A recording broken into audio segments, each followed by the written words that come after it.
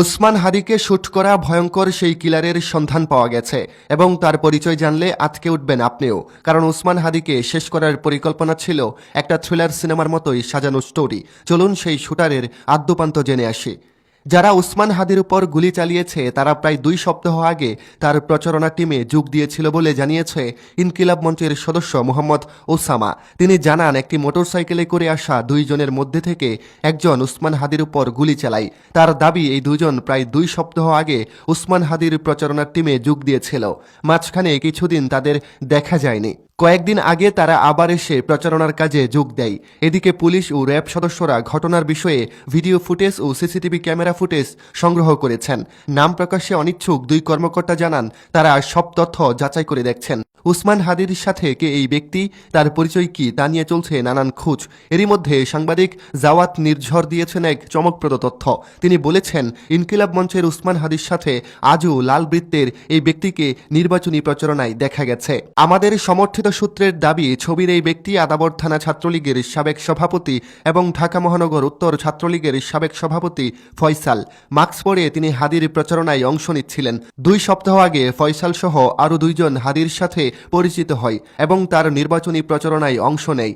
গতকাল রাতেও এই ফয়সালের ফেসবুক আইডি সক্রিয় ছিল। তবে ওসমান হাদির গুলিবিদ্ধ হওয়ার পর ফয়সালের ফেসবুক আইডিটি খুঁজে পাওয়া যাচ্ছে না। আমরা আদাবর এলাকায় একাধিক ব্যক্তিকে এই ছবি দেখিয়ে জেনেছি ওসমান হাদির সাথে মাস্ক পরিহিত এই ব্যক্তিটি ফয়সাল।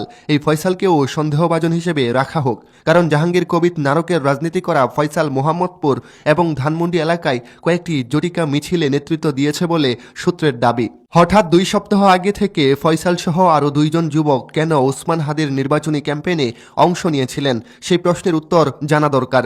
এদিকে আরও একজনের সন্দেহভাজনের তথ্য সামনে আসছে সামাজিক যোগাযোগ মাধ্যমে। বলা হচ্ছে, ওসমান হাদির উপর হামলাকারী হিসেবে যার পরিচয় শনাক্ত করা হয়েছে তিনি হলেন ভোলা চর ফ্যাশন কলেজের ছাত্র।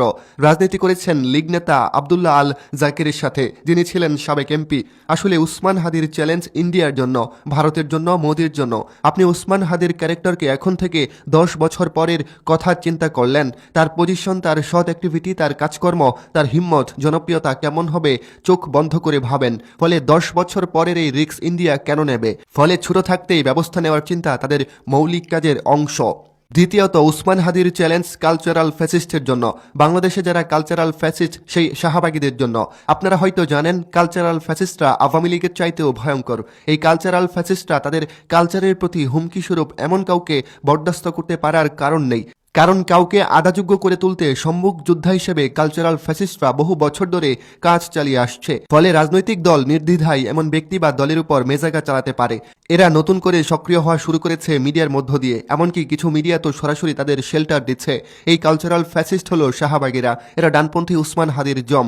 তৃতীয়ত, হাদির চ্যালেঞ্জ হলো মির্জা আব্বাসের জন্য। জামায়াতের উপর একটা চাপ আছে জুলাই যোদ্ধাদের মধ্যে, যারা ক্লিন ইমেজের, তাদের রাজনৈতিকভাবে তুলে নিয়ে আসার জন্য জামায়াত সেই কাজটি করেছে, অর্থাৎ সংসদে তাদের প্রতিনিধিত্ব রাখা। অন্যদিকে ওসমান হাদির উপর গুলিবর্ষণ ঘটনার সঙ্গে সম্পৃক্ত একজনকে শনাক্ত করা হয়েছে বলে দাবি উঠেছে। আমাদের কাছে এসেছে ওই ব্যক্তির বেশ কয়েকটি ছবি। এসব ছবিতে দেখা যায় তিনি ইনকিলাব কালচারাল সেন্টারের হাদির পাশেই বসে আছেন। তবে সংবাদ মাধ্যমটি তার পরিচয় প্রকাশ করেননি। আল জাজিরার অনুসন্ধানী সাংবাদিক জুলকারনাইন সায়ের তার এক পোস্টে দাবি করেন, ওই ব্যক্তির নাম ফয়সাল কবির মাসুদ, ছদ্মনাম দাউদ বিন ফয়সাল। তিনি সাবেক ছাত্রলীগ সহসভাপতি, ঢাকা মহানগর উত্তর এবং আদাবর ছাত্রলীগের সাবেক সভাপতি। সায়ের আরও দাবি করেন, ফয়সাল জাহাঙ্গীর কবির নানক এবং আসাদুজ্জামান খান কামালের ঘনিষ্ঠ অনুসারী। আরেক পোস্টে সাইর লিখেন, ওসমান হাদির আক্রমণকারীদের একজন হিসেবে উল্লেখ করা ফয়সাল কবির মাসুদ ওরফে দাউদ খান 8 নভেম্বর 2024 ঢাকার আদাবরে একটি স্কুলে ঢুকে অস্ত্রের মুখে 17 লাখ টাকা লুটের ঘটনায় গ্রেফতার হয়েছিল। তার কাছ থেকে 2টি বিদেশি পিস্তল, 2টি ম্যাগাজিন, 5 রাউন্ড গুলি জব্দ করা হয় বলে পোস্টটিতে উল্লেখ করা হয়। তিনি প্রশ্ন তুলেন, এমন ব্যক্তি জামিন পেলেন কিভাবে? আমাদের হাতে থাকা ছবিগুলোর একটি ইনকিলাব কালচার সেন্টারের। চলতি মাসের 9 তারিখের সেই ছবিতে দেখা যায় হাদির পাশে বসে আছে তাকে গুলি করছে বলে অভিযোগ থাকা ব্যক্তি। তারা ওই দিন একই সঙ্গে ইনকিলাব কালচার সেন্টারে যান। উল্লেখ্য, শুক্রবার জুমার নামাজের পর বেলা 2টা 25 বিজয়নগর বাক্সকালবার্ট এলাকায় ওসমান হাদির উপর গুলিবর্ষণের ঘটনা ঘটে। ডিএমপির জনসংযোগ বিভাগের উপকমিশনার মোহাম্মদ তালিবুর রহমান জানান, মোটরসাইকেলে আসা হামলাকারীরা হাদিকে গুলি করে পালিয়ে যায়। দুর্বৃত্তরা মোট 3টি মোটরসাইকেলে করে এসেছিল বলেও তিনি জানান। রমনা বিভাগের ডিসি মাসুদ আলম গুলিবিদ্ধ হওয়ার বিষয়টি নিশ্চিত করেন। হাদির এক সহযোদ্ধা বলেন, জুমার নামাজের পর মসজিদে তাদের লিফলেট বিলির কর্মসূচি ছিল। লিফলেট বিলি শেষে সোহরাওয়ার্দী উদ্যানে একত্রিত হয়ে দুপুরের খাবার খাওয়ার কথা ছিল তাদের। এদিকে উসমান হাদিকে হত্যার উদ্দেশ্যে গুলি আসলে কে মেরেছে এবং এ কাজের পরিকল্পনায় কে বা কারা জড়িত সে বিষয়ে মানুষের মধ্যে ব্যাপক কৌতূহল কাজ করছে। সচেতন নাগরিকরা চাচ্ছেন জড়িতদেরকে গ্রেফতার করে উপযুক্ত শাস্তি নিশ্চিত করা হোক। এরই মধ্যে হত্যা চেষ্টায় জড়িত একজনের পরিচয় শনাক্ত করা হয়েছে।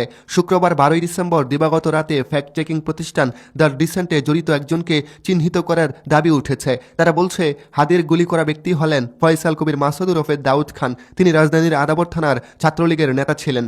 নিজেদের ফেসবুক পেজের একটা পোস্টে দ্য ডিসেন্ট লিখেন, ইনকিলাব কালচার সেন্টার থেকে সংগৃহীত 9 ডিসেম্বরের সিসিটিভি ফুটেজ, পুলিশের সংগৃহীত 12 ডিসেম্বরের হামলার সিসিটিভি ফুটেজ, বিভিন্ন গণমাধ্যমে প্রকাশিত এবং ফেসবুক ইনস্টাগ্রামে ফয়সাল কবির মাসুদ নামক অ্যাকাউন্ট এবং আপামীপন্থী বিভিন্ন পেজ ও ব্যক্তির প্রোফাইলে পোস্ট করা 50টিরও বেশি ছবি বিশ্লেষণ করে দেখা যাচ্ছে উসমান হাদির উপর বাইকের পেছন থেকে গুলি করা ব্যক্তিটির চেহারার সাথে ফয়সাল কবির মাসুদ ওরফে দাউদ খান নামক ব্যক্তির চেহারার মিল পাওয়া যাচ্ছে। তিনি রাজধানীর আদাবর থানা ছাত্রলীগের নেতা ছিলেন বলে সংবাদ মাধ্যমে পুরনো খবর থেকে জানা গেছে। দুইটি ফেস ডিটেকশন অ্যাপে ফয়সাল কবিরের একাধিক ছবি তুলনামূলকভাবে যাচাই করেও ইনকিলাব কালচার সেন্টারের সিসিটিভি ফুটেজে দৃশ্যমান ব্যক্তির মিল পাওয়া গেছে। বিশেষভাবে উল্লেখযোগ্য হচ্ছে গুলিকারীর বাম হাতে থাকা বিশেষ ডিজাইনের ঘড়িটি পরা অবস্থায় ফয়সাল করিম মাসুদ ইনস্টাগ্রাম এবং ফেসবুক প্রোফাইলে একাধিক ছবি পাওয়া গেছে।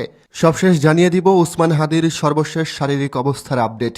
আপনারা হয়তো জানেন গতকাল উসমান হাদিকে ঢাকা মেডিকেল কলেজে ভর্তি করানো হয়।